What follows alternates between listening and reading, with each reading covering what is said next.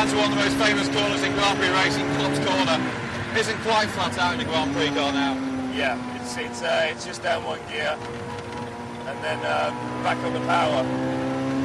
Must be hold your breath through there a little bit. It is just completely blind. You can't really see the apex or the exit, so it's fantastic. And this is one of my favourite series of corners anywhere in the world. Is it good for you as well? Yeah, you've got Baggett's and then into Beckett's. You're down 2 gears into the left-hander of Beckett's.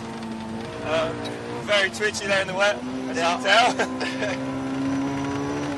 And then you're exiting Beckett's at probably about 120 miles an hour, that last corner there. So it's very, very high speed. And it's the change of direction that just shocked me through there. It still puts a grin on my face.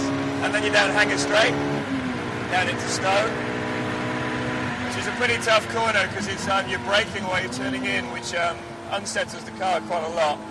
And it's a very, very high-speed corner. It's a third-gear corner, but it's very, very high speed. Running as far as you can on the exit. Straightening the car up for braking to the left-hander here, club. Very low grip under braking here. Use a lot of the curb. Ooh, big oversteer. And then back on the power, you're into the right-hand part of it, which is a long right-hand. So this isn't a double apex, but it looks like it could be. No, it's not. You apex very early. And it's just letting the car run out, but trying to be very smooth with your steering at the same time, trying to keep the power up, trying not to use too much TC. It's just braking down into the, I think it's the Abbey chicane. And as we look around, you see an awful lot of grandstands here. How conscious are you of the crowds on race day? On race day, not at all. I mean, when you're driving, you're just completely concentrating. We're down under bridge here, because you have to be. You have to be very focused. On the slowing down lap, you might see the crowds, but that's the only time. And bridge is absolutely flat out, what, 160 miles an hour? Yeah, it's flat out easy.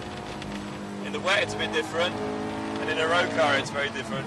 And in the wet like it is today, it's keeping off the curbs. Exactly. Fantastic. Whoa, bit of oversteer. The problem is you don't know where the wet pits are on the circuit. It's alright if it's wet all the way around, but... Excellent. Down into the pits. And presumably even in the pits here, you're trying to maximise it during practice, find out exactly where the grip is and just how hard you can come into it. Exactly, this is a different pit lane than we normally use. We normally come straight in here. Oh, of course, You're braking down for the 100-metre board. You're hitting the brakes, everything locks up normally in the race. You've got the rears locking up, the front's just about to lock. And yeah, it's a pretty tense moment trying to get it slowed down for the limiter. And then as you come into the pits, it's all about not running over the lollipop man. Don't hit the lollipop man and stop on your marks. You obviously want to come in as quick as you can, but one small mistake and braking that a little bit late and pushing the lollipop man further away, and the fuel man's got to move, totally screws everything. So a few tenths of a second there. Exactly, so you got to brake late, but obviously in control. That's the whole thing about pit stops these days.